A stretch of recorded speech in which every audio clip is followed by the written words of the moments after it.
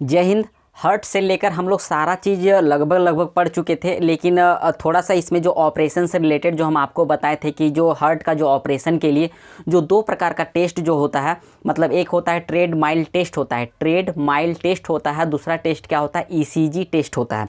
तो ECG test क्या होता है उसके बारे में अभी यहाँ पे डिटेल जानकारी लेके आया हूँ।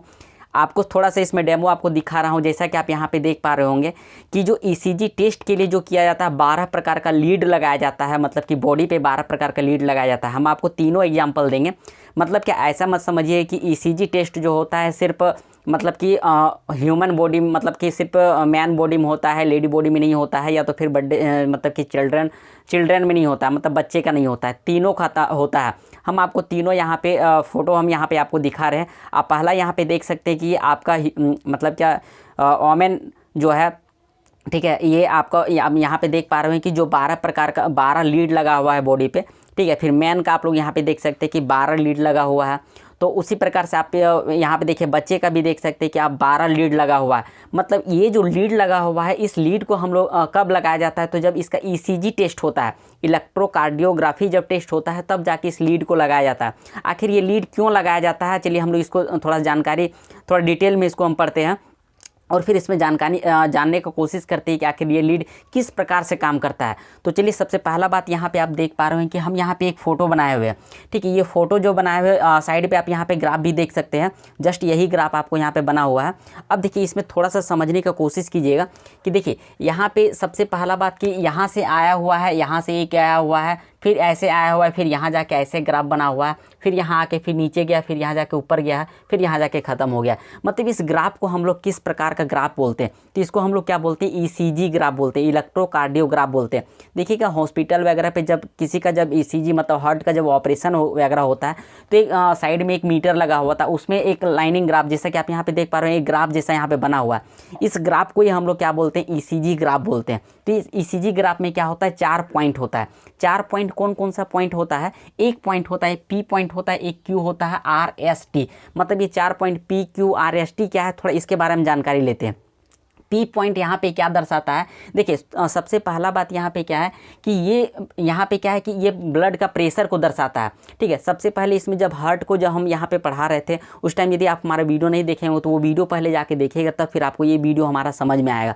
ऐसे यदि आप नहीं भी देखना चाहते फिर भी हम इसमें कोशिश करें कि ये उस वीडियो से रिलेटेड करके हम इसमें आपको सारा जानकारी दे दें, ठीक है। तो सबसे पहला बात इसमें देखिए हम उसमें क्या बोले थे कि दाहिना आलिंद मतलब क्या, राइट आर्टियम के द्वारा जब आता है ब्लड, कहाँ से स्टार्ट होता था, राइट आर्टियम के द्वारा, मतलब कि दाहिना आलिंद से ब्लड आता था, ठीक है। और फिर कहाँ जाता था, दाहिना वेंट्रिकल मतलब कि दाहिना नीले में जाता था, मतलब कि राइट वेंट्रिकल में जाता था, और वहाँ से फिर कहाँ जाता था, हमारा फेफड़ा में जाता था, ठीक है। तो यहाँ पे जो ब्लड जो आ रहा है, मतलब जो आने का जो साधन दिखा रहा, मतलब कि दाहिना नीले राइट आर्टियम के द्वारा, वो आपका पी वेव दर्शा रहा है, ठीक है।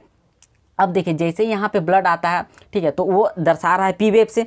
अब जैसे यहाँ से जाता है तो ये आपका क्यू आर एस क्या है, क्यू आर एस वहाँ उस पॉइंट को दर्शा रहा है जहाँ से देखिए क्यू दर्शा रहा है आपका जाके आरटीएम से जो ब्लड आया, मतलब क्या, राइट आरटीएम से जो ब्लड आया राइट वेंट्रिकल में, तो राइट वेंट्रिकल को क्यू पॉइंट से दर्शाया। फिर वहाँ से कहाँ गया, फेफड़ा में गया, फेफड़ा में फिर कहाँ गया, आर पॉइंट को दर्शाया। फिर वहाँ से क्या आया, फिर वहाँ से लेफ्ट आरटीएम में आया, लेफ्ट आरटीएम में आने का जो साधन है, फिर यहाँ से क्या हुआ, S R T R S के आर आ गया, फिर हमारा टी कहाँ गया, पूरा हमारा बॉडी पे यहाँ पे हो गया। लेकिन सबसे पहले इसमें हमको थोड़ा सा जानकारी आपको देते हैं कि ये क्यू आर एस और यहाँ पे पी पॉइंट और टी पॉइंट क्या दर्शा रहा है। तो ये पी पॉइंट दर्शा रहा है यहाँ पे ब्लड प्रेशर का बढ़ना दर्शा रहा है, ठीक है। जबकि यहाँ पे देखिए ये क्यू आर एस मतलब इसमें क्या है कि बहुत ज़्यादा बढ़ रहा है, ठीक है। यहाँ पे ये जो ग्राफ जो दर्शा रहा है ज़्यादा, देखिए पहले यहाँ थोड़ा सा ग्राफ बढ़ा, फिर जाके थोड़ा सा कम हुआ, फिर क्या हुआ, फिर ज़्यादा हो गया। तो देखिए ये जो होता है ग्राफ का ज़्यादा बढ़ना भी ज़्यादा मतलब कि खतरनाक होता है, और कम होना भी खतरनाक होता है। मतलब यहाँ थोड़ा सा बढ़ गया मतलब ब्लड प्रेशर थोड़ा सा बढ़ा, फिर जाके हमारा ज़्यादा बढ़ गया तो ब्लड प्रेशर ज़्यादा हो गया। तो वही ग्राफ को उसमें जो दर्शाया जाता है उसी को हम लोग क्या बोलते हैं, P Q R S T graph बोलते हैं। मतलब सभी यहाँ पे पी का भी बढ़ना ज़्यादा मतलब कि अच्छा चीज़ नहीं है, और क्यू का घटना भी अच्छा चीज़ नहीं है, मतलब ये नॉर्मल रहना चाहिए। अब यहाँ पर बात करते हैं कि नॉर्मल कितना होना चाहिए। तो कोई भी यहाँ पे ईसीजी टेस्ट में जब भी इसका ग्राफ जब बनता है, इसका नॉर्मल जो होता है 120/80 होता है। हम इसके बाद वाला वीडियो पे तो इसका डिटेल हम बताएंगे कि वीपी क्या होता है, नॉर्मल बीपी क्या होता है, हाइपर बीपी क्या होता है, लोअर बीपी क्या होता है, बीपी को कैसे कंट्रोल किया जाता है, कैसे क्या किया जाता है, कौन सी इसमें दवाई का यूज़ किया जाता है, आखिर घर में घरेलू उपाय भी इसका बीपी को कम करने के लिए क्या उपाय होता है, सारा अगले वीडियो पे जानकारी देंगे। लेकिन इस वीडियो पे और थोड़ा सा मतलब बीपी के बारे में जानकारी आपको दे रहे हैं। ये जो ब्लड प्रेशर जो होता है हमारा, देखिए जो बढ़ता है, बढ़ने वाला को हम लोग क्या बोलते हैं, सिस्टोलिक बोलते हैं, जबकि घटने वाला मतलब कम वाले को क्या बोलते हैं, डायस्टोलिक बोलते हैं। तो एक नॉर्मल बीपी जो होता है उसमें कितना होना चाहिए, 120 होना चाहिए, ठीक है, मतलब ज़्यादा होना चाहिए। और जो कम जो होता है 80 होना चाहिए, मतलब 120 बटा क्या होता है नॉर्मल, 120/80 नॉर्मल बीपी होता है। जबकि हम लोग हाई बीपी की बात करते हैं तो 150 बटा कितना होता है, 90 होता है। इसको हम लोग हाइपर टेंशन भी बोलते हैं, क्या बोलते हैं, हाइपर टेंशन भी बोलते हैं। लो बीपी की बात करते हैं तो लो बीपी कितना होता है, 100/60 होता है, मतलब इसमें मैक्सिमम तो 100 होता है, और यदि 60 हो गया तो आपका लो बीपी ही कहलाता है। अब यहाँ पे पूरा अच्छा तरीके से जानकारी यहाँ पे आपको दिए हुए हैं कि ये बीपी को समझाए तो बीपी यही होता है जो 120/80 बोले, ये क्या होता है, नॉर्मल बीपी होता है। मतलब ना तो इस वेव का ज़्यादा होना ना तो कम होना, मतलब एक नॉर्मल वेव, मतलब कि एक नॉर्मल तरीके से रहना। अब थोड़ा सा इसमें जानकारी आपको देते हैं कि जो यहाँ से लेकर यहाँ तक का जो होता है उसको कौन सा वेव बोला जाता है, ये एग्जाम में अक्सर पूछा ही जाता है। तो देखिए यहाँ से लेकर यहाँ तक का जो वेव बोला जाता है उसको हम लोग किस वेव से जानते हैं, पी वेव से जानते हैं। किस वेव से, पी वेव से जानते हैं, ठीक है, प्राइमरी वेव हो गया, ठीक है। अब यह देखिए यहाँ से जो यहाँ पे है तो इस वेव को हम लोग क्या बोलते हैं, मतलब यहाँ से लेकर यहाँ तक का, यहाँ से लेकर यहाँ तक का वेव को हम लोग क्या बोलते हैं, तो P R interval. P R interval, interval मतलब क्या होता है कि थोड़ा सा अस्थाई, मतलब कि नॉर्मल वेव जो होता है उसको हम लोग क्या बोलते हैं, पी आर इंटरवल वेव बोलते हैं। अब यहाँ से थोड़ा सा नीचे की ओर हम लोग चलते हैं, तो नीचे की ओर जैसे ही जाते हैं तो हम लोग यहाँ पे देखिए, यहाँ से पी वेव आया, यहाँ से फिर बीपी हमारा क्या हो गया, हाई हो गया, इसका रेंज, इसका ग्राफ क्या हो गया, हाई हो गया। अब हाई हो गया तो इसे नीचे आ गया, मतलब यहाँ से लेकर यहाँ तक के ग्राफ को हम लोग क्या बोलते हैं, QRS कॉम्प्लेक्स बोलते हैं। क्या बोलते हैं, QRS कॉम्प्लेक्स बोलते हैं, ठीक है। इस दो मतलब Q और S के बीच के इंटरवल को हम लोग क्या बोलते हैं, तो QRS कॉम्प्लेक्स बोलते हैं।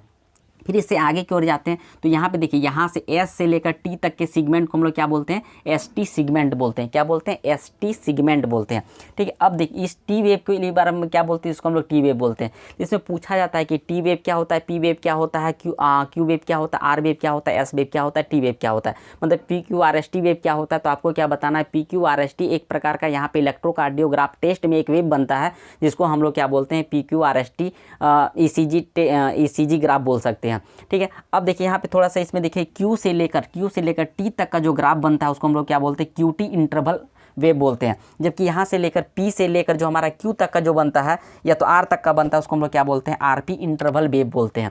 तो ये वेव ECG के लिए ही किया गया था, जो कि हार्ट के लिए जो यहाँ पे टेस्ट होता है, ट्रेड माइल टेस्ट और ECG टेस्ट। तो ट्रेड माइल टेस्ट का जानकारी हम नेक्स्ट वीडियो पे देंगे। इस वीडियो में मैं आपको ECG टेस्ट के बारे में थोड़ा सा जानकारी आपको दिए हुए हैं, जो कि काफ़ी यहाँ पे बच्चे ज़्यादातर यहाँ पे पूछते हैं, या तो फिर एग्जाम में भी अगर इसमें ज़्यादातर क्वेश्चन आता है। तो छोटा सा वीडियो था, वीडियो हमारा पसंद आया हो तो वीडियो को लाइक शेयर कमेंट कीजिए।